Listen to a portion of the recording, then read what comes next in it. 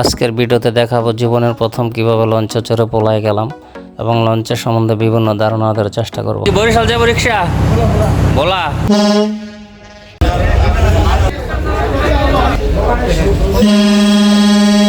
আমাদের সকালের নাস্তা মুরগি দিয়ে বুনা খিচুড়ি।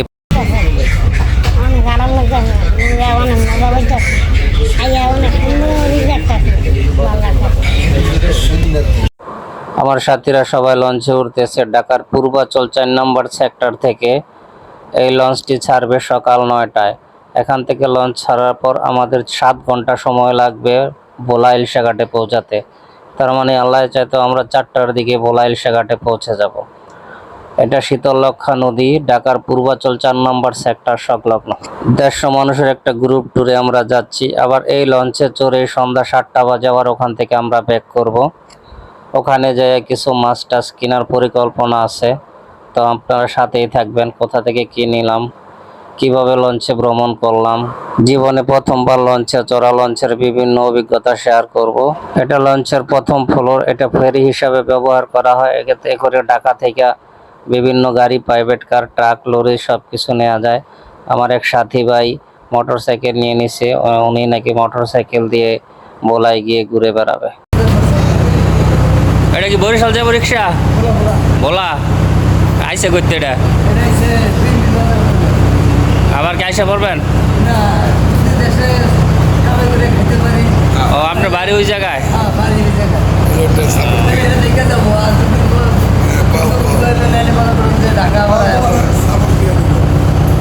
আপনি এখন এই লঞ্চে করে বরিশাল স্ট্যান্ডে চলে যাবেন?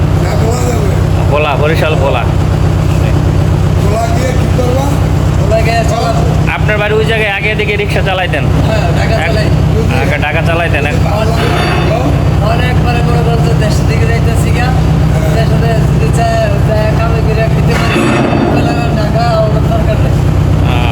ঠিক আছে ইনশাল্লাহ। আর দেশের মানুষ ঢাকায় আর ঢাকার মানুষ আপনার এই রিক্সা নিবেন, এটা আপনার মোট ভাড়া নিচ্ছে কত লঞ্চ? ২০০০ টাকা।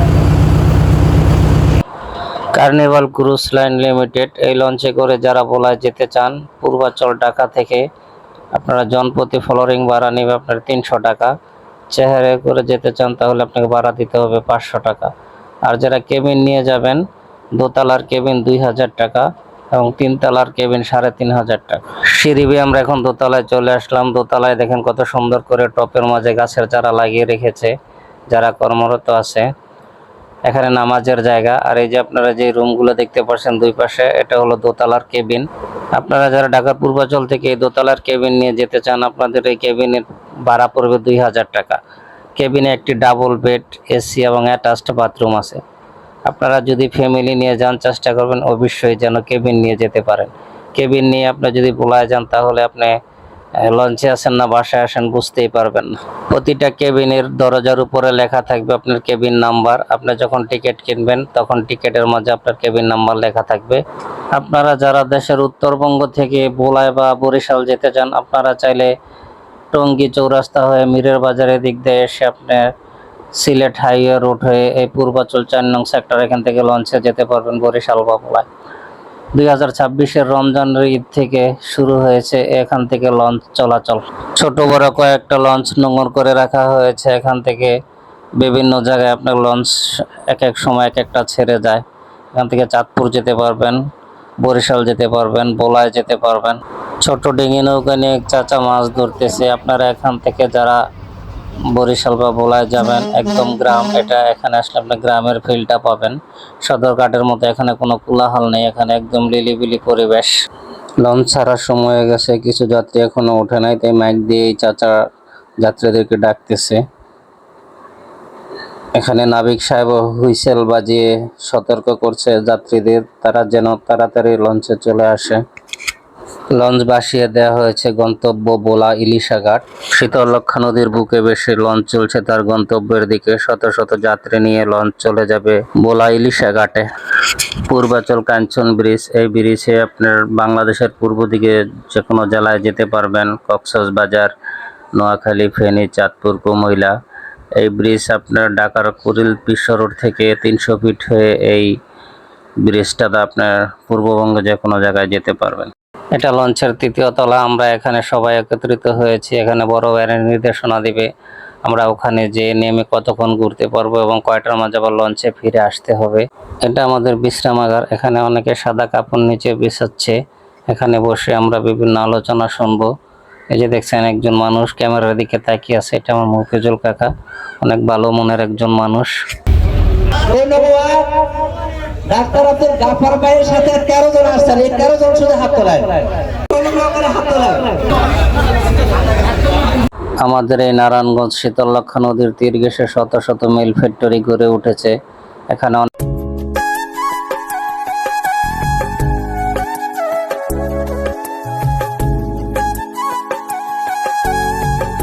এখানে আমাদের পিকনিকের সকালের নাস্তা পার্সেল করে সবার হাতে হাতে দিয়ে দেওয়া হচ্ছে। সকালকার নাস্তা দেওয়া হয়েছে ভুনা খিচুড়ি ও মুরগির মাংস। আমরা এখানে প্রায় 150 মতো মানুষ এসেছি পিকনিক করতে এই লঞ্চে। সকালের নাস্তা আমরা পাকিয়ে নিয়ে এসেছি বাসা থেকে। দুপুরের খাবার এবং রাতের খাবার লঞ্চে পাক করা হবে। নাবিক ভাইয়ের এখানে 4 জন দাঁড়িয়ে আছে, 2 জন 2 জন করে চালায় আর 2 জন রেস্ট করে।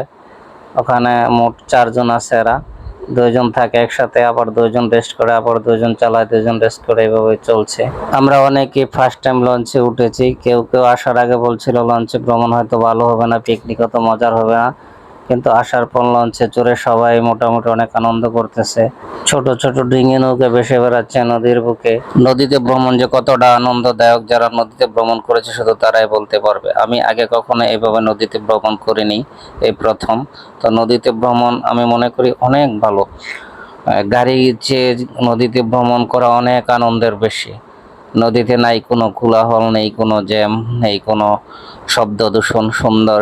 যারা ঘরে বসে থেকে বোরিং হয়ে গিয়েছেন, ভ্রমণ করলে এমনি তো মন ভালো হয়, তবে নদীতে ভ্রমণ করলে মনে হয় দ্বিগুণ ভালো হবে। নদীর বুকে ভেসে বেড়ালে মনটা একদম ফুরফুরা হয়ে যায়। তাই আপনারা যখন সময় পাবেন চাইলে নদীতে ঘুরতে আসতে পারবেন। নদীর পানির কলকল শব্দে আপনার মনটা একদম শান্ত হয়ে যাবে। এই পৃথিবীটা আল্লাহ পাক কত সুন্দর করে সাজিয়ে রেখেছে, আপনারা যদি ঘুরে না দেখেন তাহলে আপনারা তার সৃষ্টি সম্বন্ধে কিছুই জানতে পারবেন না। তাই আপনারা বেশি বেশি ঘুরুন এবং সৃষ্টি সম্বন্ধে জানুন। লঞ্চ চলছে তার আপন গতিতে গন্তব্যের দিকে, আর নদীতে কত শত জিনিস দেখার মতো আছে।